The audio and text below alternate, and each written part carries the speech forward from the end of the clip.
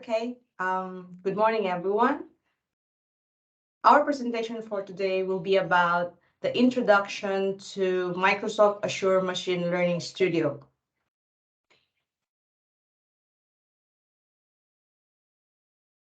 My name is Clariza, and I'm currently a DevOps data engineer at Education Horizons, and I'm also a Microsoft Learn student ambassador here situated in Perth. So our agenda for today is basically how to use machine learning studio tool instead focused on concepts of the machine learning and the steps of machine learning. So basically it's how you use, as we all know that machine learning studio is a cloud computing service from Microsoft Azure. And I'm going to be showing you the demo on how to use the different features of that particular tool.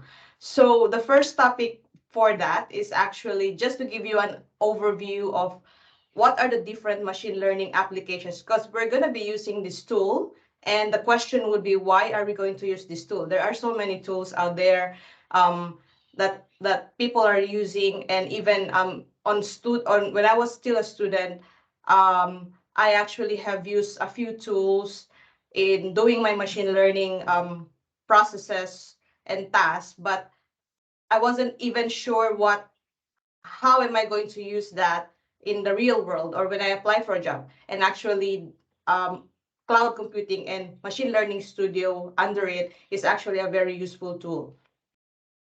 And then after that, we will discuss about the data science life cycles so that you will have an understanding how machine learning fits into the entire cycle.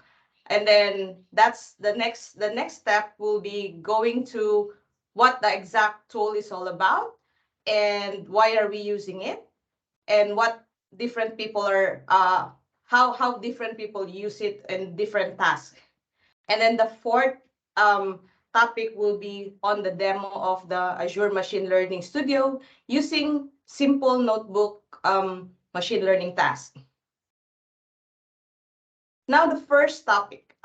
So as we all know, some of us may be familiar with what machine learning is and how it's being used based from if you have attended or listened to one of our presentations in the last 2 weeks given by our MSA presenters as well. They have talked about machine learning like using vision, and then they also introduced you about different uses of machine learning.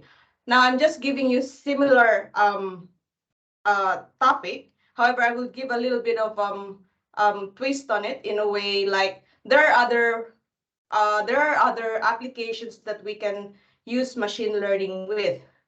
Um, for example, by industry, if we look at banking, these are some of the examples. And then in retail and e-commerce, this is where I had an experience with when I was having my internship at one of the companies here in Perth. And they are actually selling fertilizers and making fake fertilizers.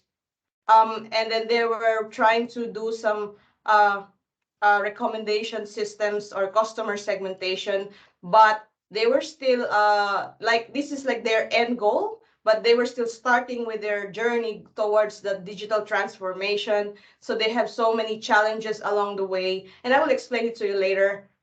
What would be the challenges just before we go to the tool itself, because the tool is just a tool, but if you want to be um, out there and apply for a job and you want to get hired or something, like you have an idea what's really going on with these companies, it's also a good idea to have a knowledge about what the problems they are facing, like the real world, like real problems, not just those big ones that we can see like from online.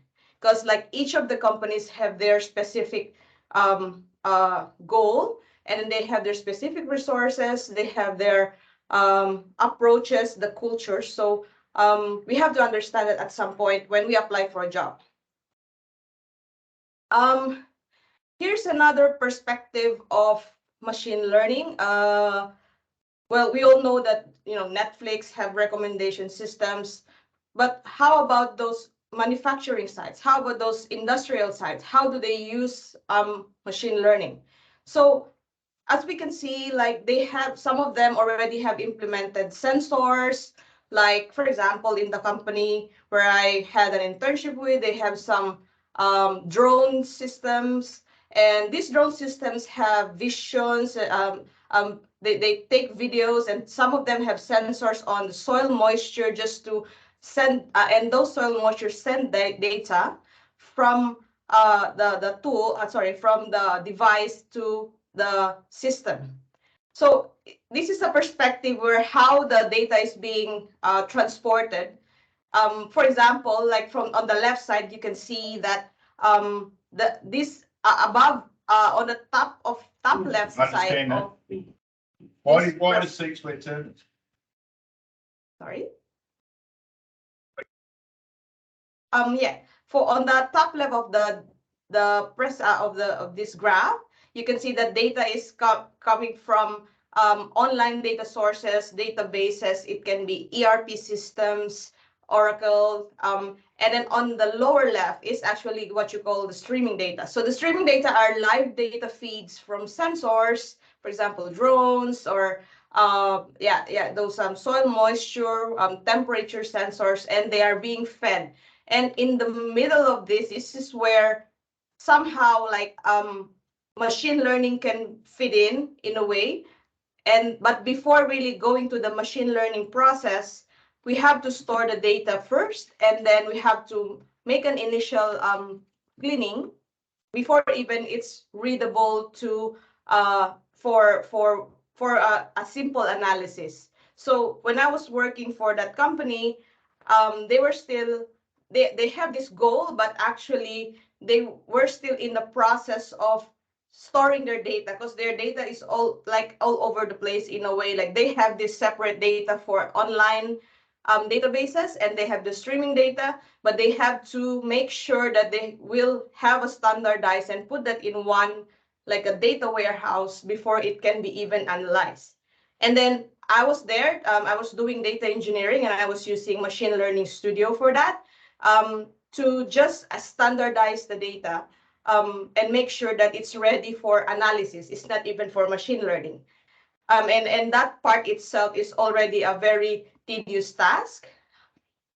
And yeah, so now the next slide will be about the data science lifecycle. So why am I bringing this slide again, which is it's somewhat similar to what we have earlier? Well, earlier I was showing you about the process or the flow of data from the source itself.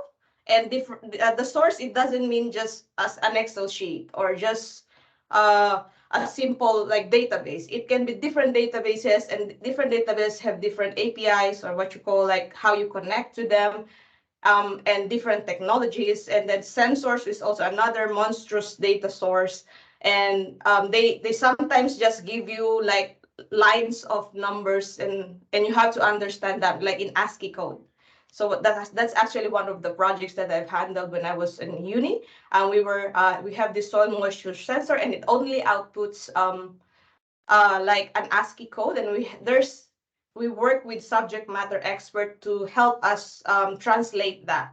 But we were just there to help them convert the system into a more user friendly, and into a more with GIS, or what they call that, like map system, when they do their sensing data, when they collect their sensing data. Anyway, so let's get back to the presentation. So the data science life cycle, actually it starts with a business understanding, and I think everyone would be familiar with that. However, in the middle of it, maybe the end would be the end would be like the user will use that machine learning application. But in the middle of that, there are so many processes and tasks involved. And then it's not a simple task as we think it is. It's not a cool task as we think it is. Parts of it are cool, but like the good thing with that one is there are so many challenges, and that means that there are so many opportunities. And for us who are learning in who are learning cloud at the moment, especially like these different process and know the different processes involved with it. We have an advantage on getting a job and like explaining it, even just explaining to people what would be the different tasks that are involved there. So here from business understanding, you go to the right. Even before going to modeling, there are so many processes involved where we do data exploration and then data, that's what we call exploratory data analysis. And actually, in the middle of this, which is not actually here in the presentation, is actually data engineering, where just what I did last time for my internship, where I have to collect the data and make sure to standardize them and put them in the data warehouse before even giving it for analysis. And then if you will see directions of the of the arrows are going back and forth because it's not always one direction, but somehow here from cleaning the data, putting in the data warehouse, then we put it into, that's what we feed to the models. So that's why it's like if you see machine learning, it's not like a one thing or one kind of process. It's just part of a bigger task or a bigger project, and um, it doesn't just involve one particular technologies or one particular person to do it. It actually involves a lot of people, and this next slide is just a very short like description of or like a list of people that may involve in a project. And when I was working there for that company, I was actually working with I was the data engineer, so I was working with a machine learning specialist and the subject matter experts. Why subject matter experts? Because they know what the topic is about. And when you go there as a like a data engineer or maybe a machine learning specialist, you don't know anything about like soil moisture. So you have to work with scientists or with people who already have worked with that particular subject for that project.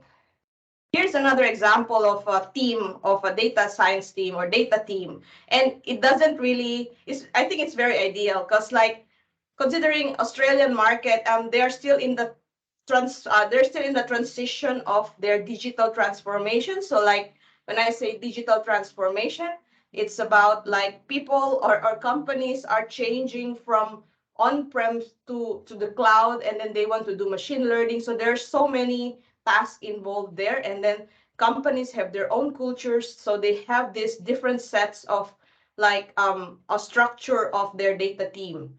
And probably some of them are still hiring and they're still developing their data team because they did not have that before. Now the machine learning workflow. So we're almost going to the using the tool.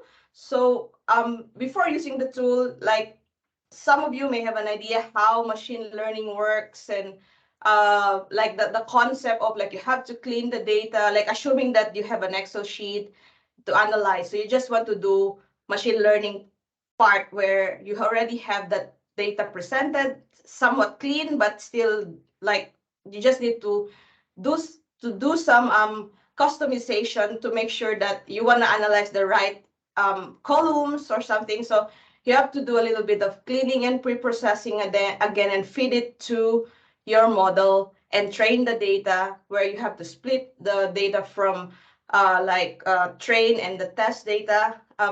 But it's more of like those kind of concept. But because we're actually short with time, so I want to just go right away to the demo and show you the tool itself, because I've used that when I was working as a data engineer.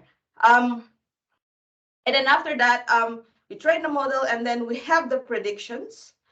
And now, so what? We're ready with predictions. So the model should be used by the end user. And before using that, we have to deploy that. Deployment means you're putting that into a virtual machine, for example, or into that's what they call a container, and where it's like an environment, so that people don't need to install or all those different dependencies. And then and then they can just use right away and feed the machine learning model with the necessary data and expects that the model will produce the output that it should have.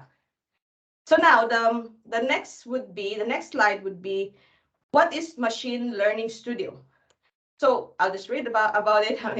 It's actually Microsoft. Actually a Microsoft cloud service, which is a central point of contact of all machine learning computation. So the question now is like, why would I need Machine Learning Studio? I can do machine learning stuff kind of thing in Jupyter notebooks, or like on just like a Python notebook. But why Machine Learning Studio? Well, with Machine Learning Studio, the advantage of it is because you're learning cloud and then you're applying for a job. So it's really a very good idea that you have a hands-on experience of what companies are using out there, especially those enterprise companies who are using Microsoft products. Most likely they are using Machine Learning Studio for their data projects. Another is like with Machine Learning Studio, you can connect for example, you are in a project, in a real project, you can connect it with databases, as I was saying, with ERPs, like enterprise resource, ERP systems. These are systems with databases like Oracle, and also Microsoft MySQL. So these are like, they are not considered legacy. They're still being used there, but actually somehow they are considered as like the non-cloud kind of systems. So you can easily connect it because they are on Microsoft products. And at the same time, the one point that you have to learn how to use Azure or any cloud service is because the security, you're dealing here with data, and these are not like, if you're dealing with live and real company data, it's something that is very vulnerable, and it should be protected at any point. So that's why they use this system, so that data coming in and out will be secured when everyone is working together with a particular project. And also with Machine Learning Studio, you can collaborate, because like you have this environment, and when you collaborate with other with other parts of the team, the security is still there, because you can set some permissions to specific users to access a specific part of your project. What else? Yeah, secured. You can, yeah, with Azure Machine Learning Studio, we can also, like, if we are a student and we want to explore the tool, we can also upload our own data, and even use data sets from online and experiment the tool. So now we're going to the workshop. So as we'll know, one of the prerequisites is actually to have a Microsoft Azure account. It's very easy to create one. You just need your student account, and you will have $100 free like credit, where you can use resources, because some of the resources are free, but some of them are actually paid by hour, like 20 cents per hour kind of thing. But later I'm going to be showing you like what makes it not, some of them are not free.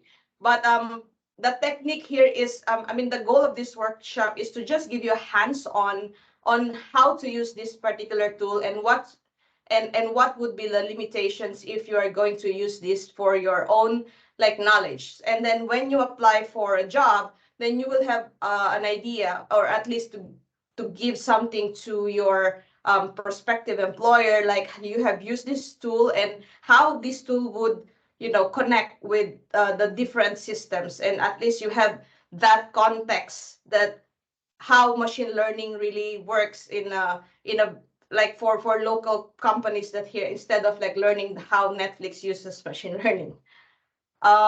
So the first thing that you will need to know is that you need to go to the portal of Azure, So you just type portal.azure.com. And then once you have your account ready, you will be brought to this particular page. You will have like simple services listed here, but if at some point the service that you're looking for is not found here, you can always use the toolbox. So this toolbox, since we are this search box, since we are going to use Machine Learning Studio, then we're just gonna type machine learning here. But if you will scroll down, you can see different services here. But our goal is to use the Machine Learning Studio, and under it is actually this tool. Actually, these ones are the previous services, but I'm just going to be showing you what I have learned or what I have used when I was doing my internship. And then like, if you click this, you will be brought to another phase. So we're still not in the Machine Learning Studio dashboard, because we're in this machine learning service of Azure page. And then once we're here, we're going to create a dashboard. And with the dashboard, you will see like some of the requirements. And actually, when I'm not sure how familiar you are with cloud computing, but any cloud computing service, when you're in like it's really like somehow it's a very technical thing to explain, but you have to have these resources when you create before you even go to the tool itself. And these resources are created usually by some other team members, or and then you will just use the notebook or the tool itself right away. But it's also right now I'm just giving an idea so that you can start it when you go at home and try it. You will know, you will not get overwhelmed with the things before even going to the tool itself. You don't know what the setup looks like, and it's very easy. So with resource group, you just need to add resource group. For example, I'll just put a resource group number like 2 or number 1, or you can put any name actually. And then for your workspace, ML Studio demo.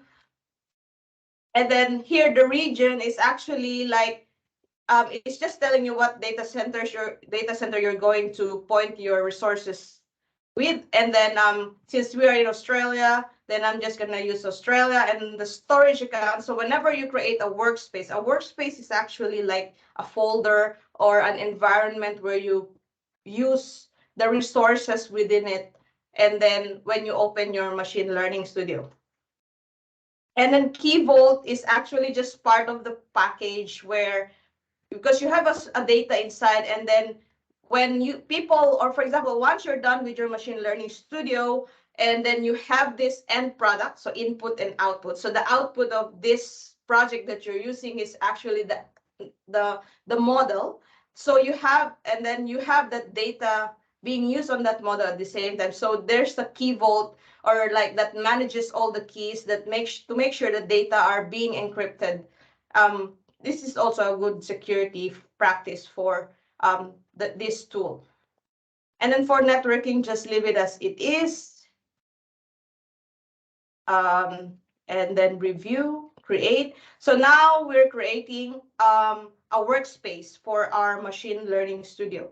But we're still not in the Machine Learning Studio itself. Once this is being created, then that's the time where we are being brought to the studio tool itself. So it's saying deployment in progress, because it's still going to create the different resources. So the basic resources would be storage, the Key Vault, and some other components. So it's just setting up your environment, for example, like a virtual machine. Just imagine it like that. I think I'm not sure that would be the best example that I can that would make you easily understand how it works. But yeah, so it has already created, so it should create all of these resources, and once it's there, it will give you a notification that you already have deployed your environment. So like while we're waiting for that, it might take a little while, but so while we're waiting for that, so when you're applying for a job, just have an idea, like what tools are they going to use. If they're using like maybe if you don't have an idea about it, at least you will have a baseline, like how they might be working with their data science project and what tools they might be using and how the teams are actually being like distributed. So now we are going to the resource, and this is the workspace of your machine learning studio. So with this, you can see the resources and different different details of your workspace. So workspace is like when you have when you're doing a certain project, maybe you need another workspace for that, another resources for that. So different projects might be ending up with different resources, but it's just mostly like to give you an environment. Now here, when you're under resources, so we're still here. Take a note of this. This is their portal.azure.com. So once we click the Launch Studio, you'll be brought to another URL or another page. And this is where the Machine Learning Studio is. So if you will see the URL have changed to mlazure.com. So this is the Machine Learning Studio tool, and there are three services under it. So I just wanted to go back on the portal because later on, once we create our resources, since that's what I was saying about the credit, some of the resources are incurring costs. So it's really a very good rule of the thumb to remove these resources after you do your experiments. Um, some of the experiments, as Victor was saying on his presentation last time, that it might take like many hours, 90 hours or something like, or just to train a certain model. So those hours are using compute resources or some storage resources or some other resources in the cloud that will incur cost. But if you're just practicing or just exploring how to use this tool, it's really important that you're in the portal and then you remove these resources later. Here, just explore, see all resources. Probably not here. All resources. So these are all the resources that you have created, and later if you want to remove this, you can just click all of them and then delete them. But now we're here in the tool, so I'm just gonna be showing you like the basic like parts of the tool. So on the left side of things, of this page, we can see the different information here. Like on the first part, we have notebooks, automated ML and designer. And if you have followed Kylene and PK's presentation on AI 900, they have introduced there about the differences of the notebooks, automated ML and designer. So actually they're all cool. And in designer, you just need to drag and drop your what do you call that? Your the different parts of the machine learning process, and then it's easy to manipulate and explore. But right for this demo, because we don't have that much time, I will be showing you the notebooks. The reason for that is because that's the one that I've used on like when I was working. So it's like automated ML may be used, a designer may be used, but some, like when you go for applying for a job and get into a data science job kind of thing, most likely you will be dealing with notebooks. But just for those people who are non-tech or still learning the technologies, it's also a good idea so that because once you learn the notebooks and how it works, it's easy for you to go to other or use this other tool of machine learning studio. For example, for automated machine learning, once you the thing with this is you just need to chuck in all your data, but you have to make sure that you know what you're doing, because once you get the end product of it, so the point is like, how are you going to interpret it? How much do you know about it? And in the real world, if you're working with a subject matter expert, then you have to work with a subject matter expert for that.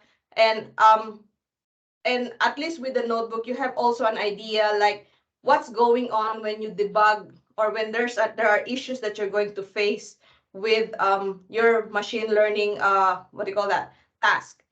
And also companies have different, as I was saying earlier in this presentation, that companies have different like ways of doing things, and we sometimes they sometimes don't prefer to use automated tools because they still want to explore and make sure that they're predicting or they're using the right process, and most likely they're using notebooks. But yeah, so today I'm just going to be showing you the notebooks. Anyway, on this left side corner of this page, we can see assets, data, jobs, component, pipeline. So the data is just when you upload your data, and you can see like what the data is about and just a glimpse of how it looks like. And then the jobs is just like the processes involved when you run your pipeline or kind of thing. When you run your Python scripts and training models, this will be showing up to you. And then probably environments is just, if you will click on this, it will just give you what environment you are using, because some of the companies prefer to use other operating systems. And this is not as important as for now because it's just too technical. But these are just to give you an idea, like you are being, or your project or your workspace is being hosted into an Ubuntu environment. And then like the compute part is as I was saying, explaining earlier, that this part is where we need, when we create a notebook or even when we create an automated ML, it uses compute virtual machine to run our computations or our scripts. And then data stores is where we connect our different data. It can be online data set. It can be like uploaded data. Last time I remember, we downloaded the data from the database first, and then we uploaded it here to make a proof of concept about our data cleansing and data standardization, to make sure that data from different sources are actually the same as, or are standardized before we make a decision to directly upload the data from ERP systems or Oracle systems straight away to here. And then the rest of the two are not really that important at the moment. So now we will go to Clariza, yeah. I think that Yolanda has a question. Yes. Yes, Clarissa, thank you so much. I just wanted to ask if the notebooks that we use in Microsoft Azure Machine Learning Studio are similar to the ones in Google Colab? Google Colab, I have used it once before. I think it would be similar, but I'm going to show you here, like where to find the examples and how to use them. So it's actually similar to Jupyter Lab. All right. Thank you so much. Okay. Yes. So yeah, we are here in the notebooks section, and when I was using this, I was more into like creating a notebook file, for example, demo file, and then once we create it, it looks very similar to, as I was saying earlier, it's very similar to a Python Jupyter notebook. So where you have sections of this code, and then you can run each of them. But this is just a demonstration though, so we don't have that much time. So what I'm going to show you is just like looking at the samples. So when you go at home and you try this, you can check the samples and you can find so much tutorials here. And here, there is a part here that I will be showing you. Just to show you, I'll give you an example. If you go to samples and then quick start Azure ML 10 minutes IPNB, because it's a notebook. And then before you can use this, you have to clone this and it will directly go to your file folder. And that's where you can run this on your computer or on your workstation or workspace, sorry. With this, so when you click this, you can see this information here. So this is already pre-built for you. You don't need to learn how to code first, just to give you an idea, the different steps of how to train and deploy a model. There are so many machine learning examples here, and even the data sets are already given, just to give you an example on how to use this machine learning studio tool. Different companies have different ways. How I use it is I actually like hard coded everything, but it takes some time to hard code it.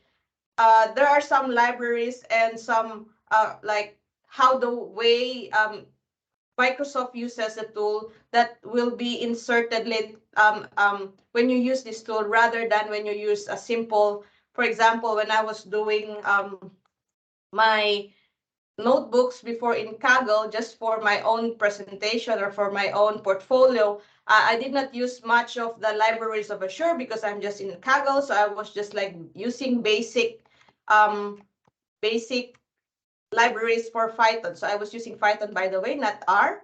So just importing data. But here in Azure, you have to import some stuff. And when you're wanting to learn to use this, that you can find in the documentation. But for people who are non-tech, you don't need to worry about it because like there are so many examples here in the samples, and you just need to know like how to set this up and then how to use them.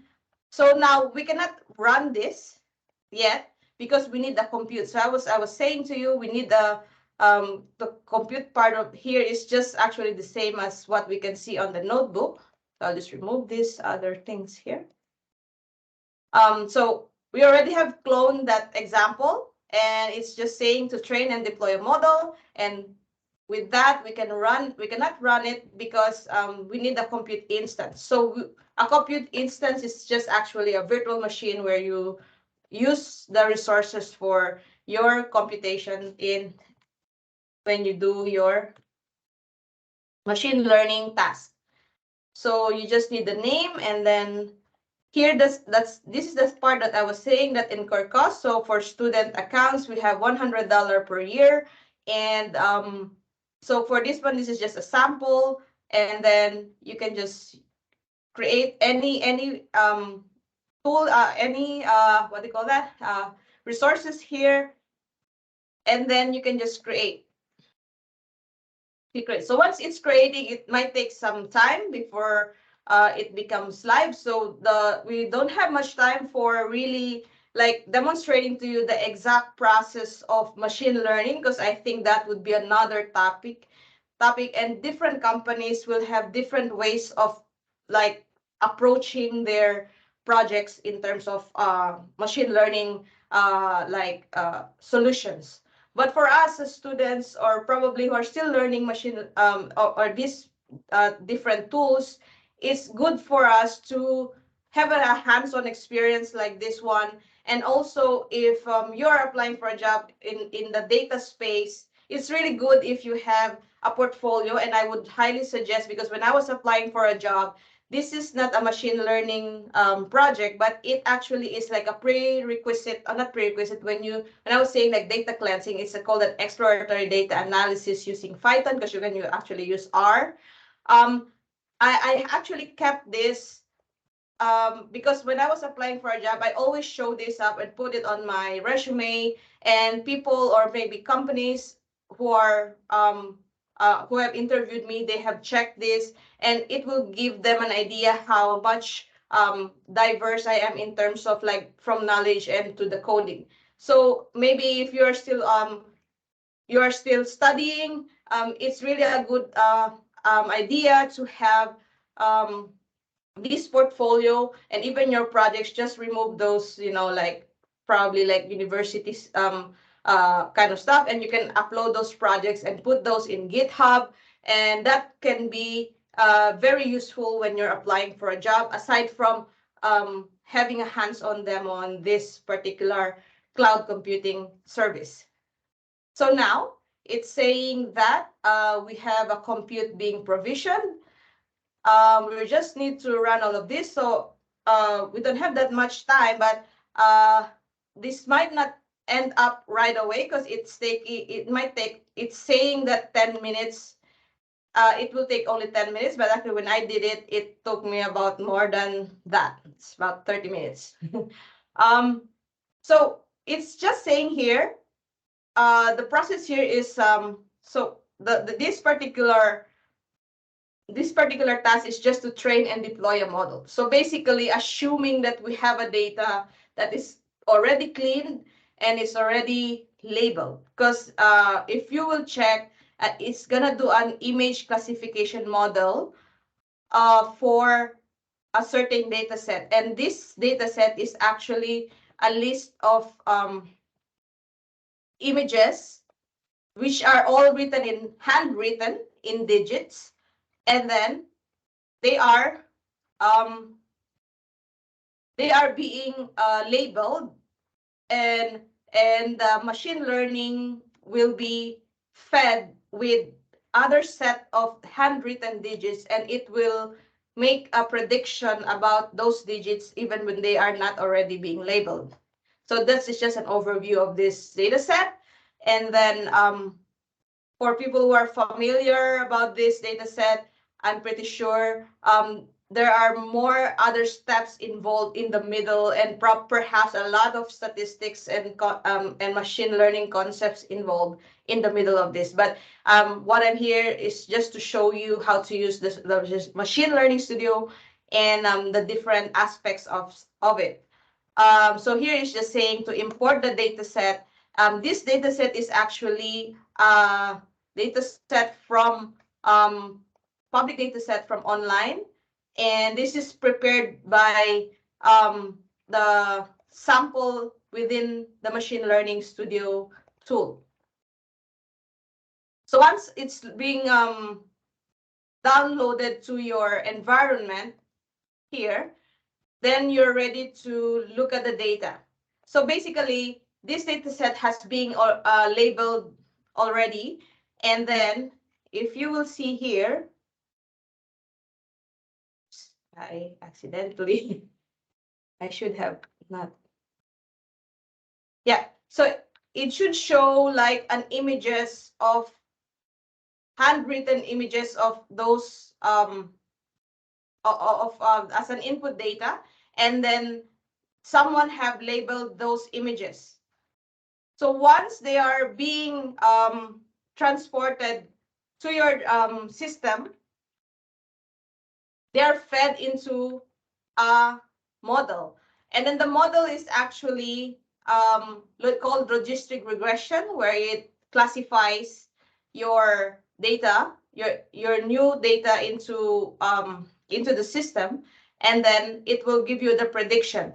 And then after that, the prediction will have some metrics, and you as a data scientist or a data engineer, not a data scientist, you will need to choose which model or which prediction has accuracy, and they have sorts of different metrics. And then after you do that, once you have chosen your model, here on this part, you have to register that particular model, because perhaps like that's already a very accurate model, but after you train using a different set of data or data set, then it has changed to a different one. It has improved a little bit, or it has deteriorated a little bit. So the order for you to have the reason why we have a version control for your model is because you might have some tweaks later on, and you might want to revert to the previous version, and it's easier for you to do that. And this is the good thing with Machine Learning Studio, because you can go back and forth. And in the real world, you have to present, or you have to make sure that your predictions are correct using your model, and you have to always go back to this. And that's the good thing with this tool, that it has a version control if you need to go to a specific version number. So here is the example of the data set where all the handwritten digits are being inserted into the model, and these ones are actually being labeled. So basically, we expect that the model should be predicting the right number or the right label for this particular for a certain particular handwritten digit. Yeah. So after we register the model, it's now ready for deployment. For example, so we have already chosen the model, and we see that it's predicting the right output. So now we will be deploying the model in a way so that it can be used by, and the next step will be like, it can be used by developers to create the app. It can be used by the end users itself. Because although we can use all those power apps, but sometimes in companies, when you apply for companies, they might not be using power apps. So it's also a good idea for you to have a different perspective, that probably after you deploy your model, or after you chose the model and you do for deployment, the next step would be the deployment environment where your model is actually being used by the software developers, because they are creating a web app for a more bigger like software project. For example, if they are creating a project to like a project that utilizes your machine learning tool, but their project is actually too big. And then on this part, it's just actually saying that to deploy a model. And as I was explaining earlier, it will just be setting up all your environment for that particular model and putting all those dependencies into one place. And I'm not sure how familiar you are with packaging, where it will package us as one image or a container. They call it an image container. And then I'm not sure how familiar you are with Docker. It's also one good tool to learn when you're studying, and try to learn as much out of it, because out there when you apply for a tech job, it's really a good thing that you can speak the language of some tech, like technologies, tech terms. And then Docker and containers are actually very good thing to when you apply for a job. Good thing to know when you apply for a job. And these are like just containers where your models are already ready and ready to use for other end users. It may not be the end users who are not technical. After you deploy your model, then you will be given an endpoint. So basically, for this particular task that we're doing, an endpoint, sorry, it's very technical, but it's also good for you to learn about what an endpoint is, because maybe you will encounter this as well when you apply for a job, or even when you just look for a job description, and will let you know like how much do you know about cloud computing. Endpoints are just like the URL kind of thing, where will be used by either the developers or by other systems to connect with when you're done with your deployment of your machine learning application, or the machine learning model. Sorry, not the application itself, it's still the model. What else? And then we test the model, and then yeah. So now we're almost done with the model deployment itself. Now the next step is, because we're just testing this out and we're just exploring how to use this tool, the most important part here is rule of the thumb again, we should remove our resources. So once we remove our resources, that means we're going to remove everything. So if you're working on a specific, for example, like a specific project, and then you wanted, so if you're in a company, of course, you have the option to just pause the resources. Here, stop compute, and this will not incur costs. And usually this is what we did last time. But if you're just starting with this one, you can remove the entire thing. But if you're still working on it later on, you can just use the stop compute stop compute instead. But other than that, there might be other resources that might incur cost, which is actually here, like the endpoint. It will tell you anyway. So it's still safer to remove the resources, to make sure that it will not run, you will not run out of credit. Otherwise, if you really want to explore, it's okay, because sometimes we learn from failure. So anyway, so here, if you want to remove the resources, sometimes it gets confusing because you are here in the ML Azure.com. If you want to delete the resources, you need to go back to the portal itself.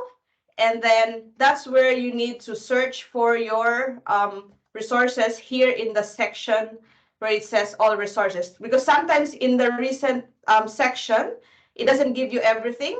So it's easier to go here in all resources in the portal. And then just click this. So, and then we'll just click all the sections that we want to remove the resources with. Actually, they are in a package. So this is where the Machine Learning Studio resource workspace is actually where our compute is. And once we remove all of this together, and all your resources will just be removed. And it will take some time actually. So you just need to wait to make sure that everything has been removed, because actually we're running something here and we remove here.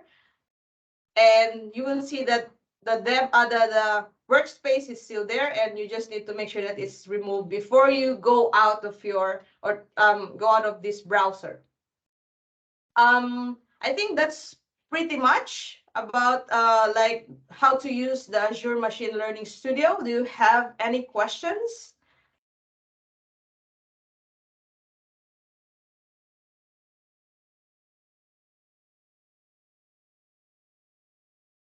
Any questions?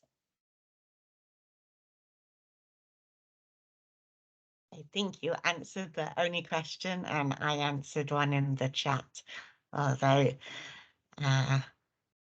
is everybody else too shy to say hello?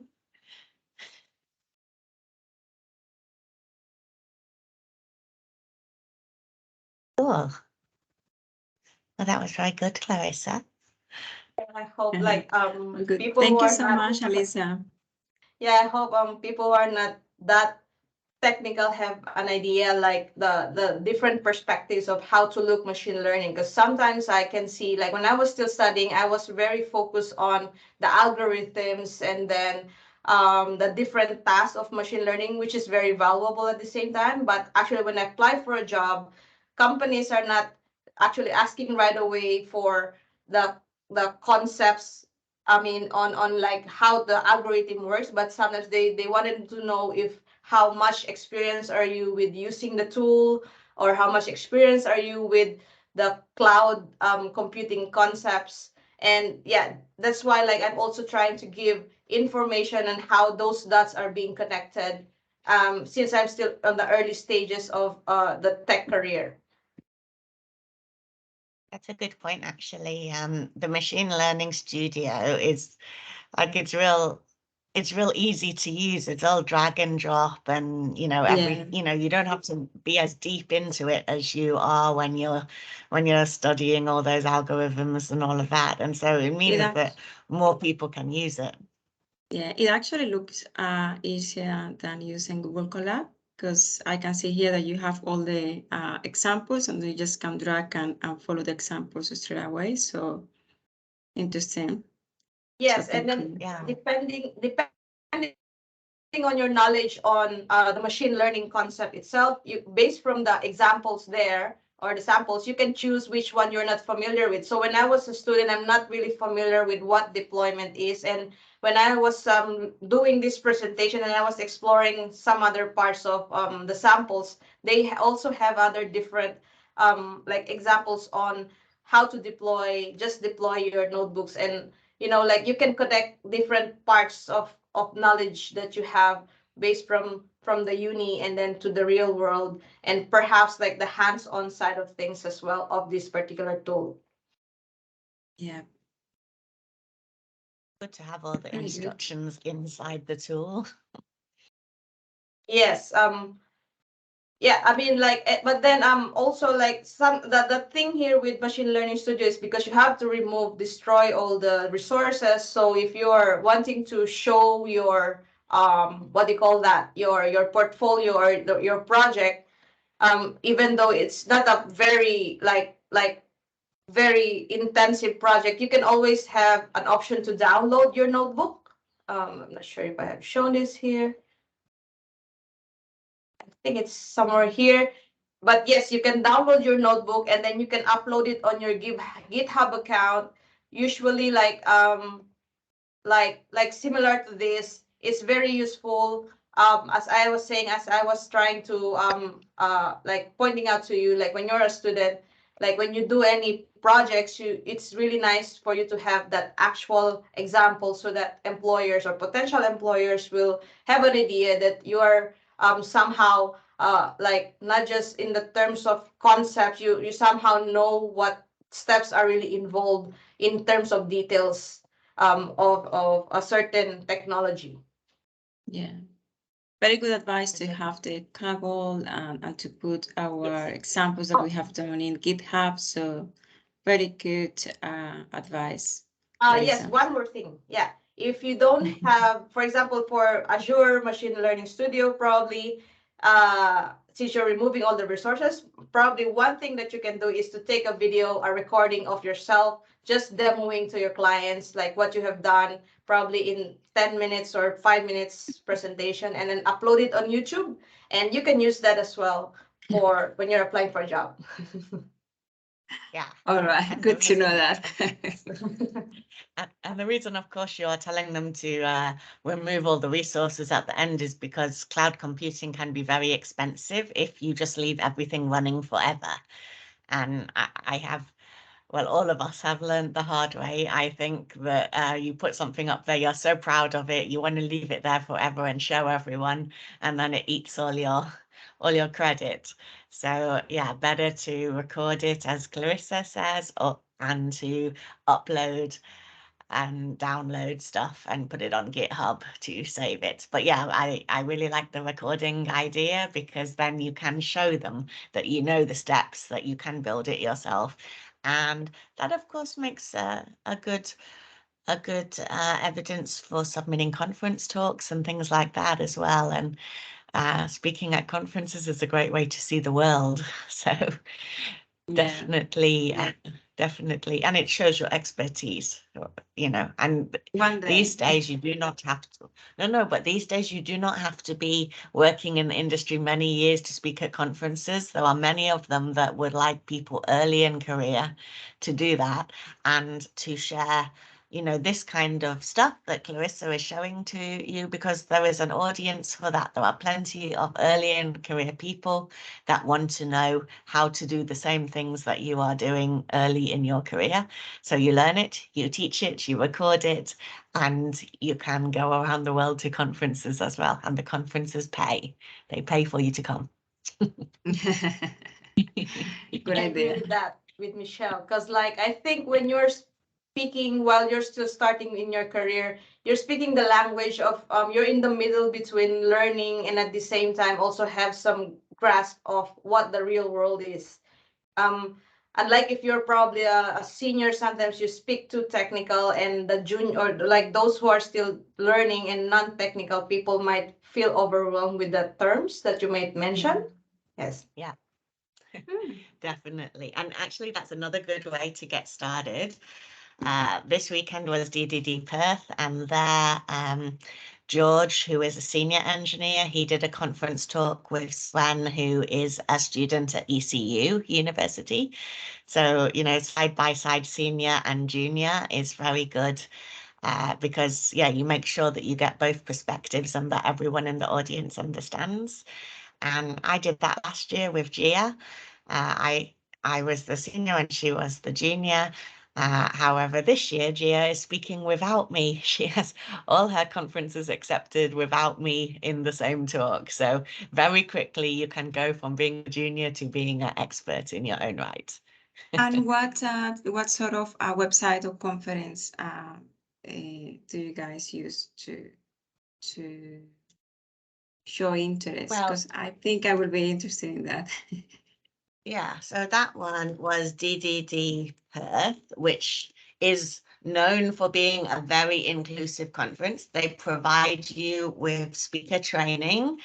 They encourage, you know, first-time speakers. I put the link in the chat there. And they run on the Saturday so that everyone, juniors and seniors, can go. The tickets are only $60, so everyone can afford it. But even if you couldn't afford 60 for a student, you can tell them you can't afford it and they will give you a free ticket. And they have free childcare as well, so you can bring your little babies. And yeah, it's really a great conference. A lot of diversity, a lot of all ages, and it's tech, but it's also non-tech. I Thanks for actually, joining, Jimmy. yeah, I actually have joined there as a volunteer this year. Last year, I was at Microsoft booth. This year I was like the volunteer of one of the volunteers of the DDD PERT committee itself. So it was fun because you will meet different people and you can talk to them, and they are willingly they are willingly to share their experiences before they transition from non-tech to tech. And these people are like with different backgrounds. So, and you will learn about their stories, and it's very easy access there. You can just chat to them, and then after that, you have free swags, free food, and then aside from that, yeah, networking. It's really a very fun thing to do. It's kind of like a whole day event, but it's I can say that it's fun and really a very good learning experience. And yeah, you will learn a lot from there. Yeah, I'm in Melbourne, not in Perth, but a good idea. I will try to find what I see in Melbourne. Well, in Melbourne, they also had DDD Melbourne. Okay. But not this year. So this year, neither DDD Melbourne nor DDD Sydney is running, but DDD Brisbane is running. If you wanted to check that out, those conferences, DDD is not paying for you to go there if you're a speaker, because it's a community conference and they have made it so cheap. But if you had money for a weekend away in Brisbane, then you could go and see that conference. The tickets are even cheaper, $39 early bird. They have submissions open now. And I would say the other place that you can go to begin speaking at events before conferences is if you go to meetup.com and Yes. look for tech events in Melbourne.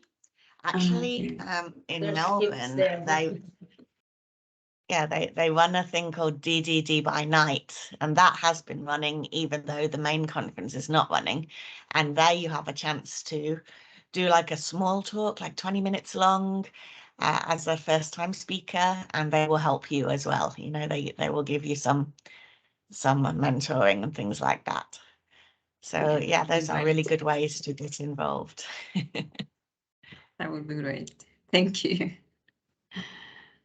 I'm coming to Melbourne soon. We are having what is it, for Games Week. So there was Games Week in October, and the whole town will be filled with events related to the games industry, which is, you know, related to tech, but more fun. Yeah. When is So, that? yeah. At the end of October? No, the start of October. Do we see Melbourne Games Week? Maybe I can join. Yeah, well, there's lots of things that are so it ends with PAX, which is players, and it's a huge conference. But before that, there are like local, like there's GCAP, which is the games developers, the independent games developers conference. That one I'm speaking at. There is something called Parallels. But I think actually this link that I've put in the window there, it will show you all of the events that there are, and there will be like special things at museums, games to play while running around the town. Parallels, I think, is a student showcase, or maybe it's like early in career showcase. It's kind of, you know, we have just built something that's not super 19th of October. not super slick. It is on the 19th. Okay. Different days in October. Very nice. That looks very Yeah. fun. 1st to 9th of October is the main week, but yes, Melbourne goes really big on supporting the games industry in this month. Yeah. And so yeah, plenty of activities, plenty of fun things to get involved in, and I will be there for that first week. Amazing. Cool. Thank you, All Clarissa, right. and thank you everyone for joining. Thank you, everyone. As Very well. nice. Very nice to have this chat about machine learning on Saturday. I think this chat was more popular on Saturday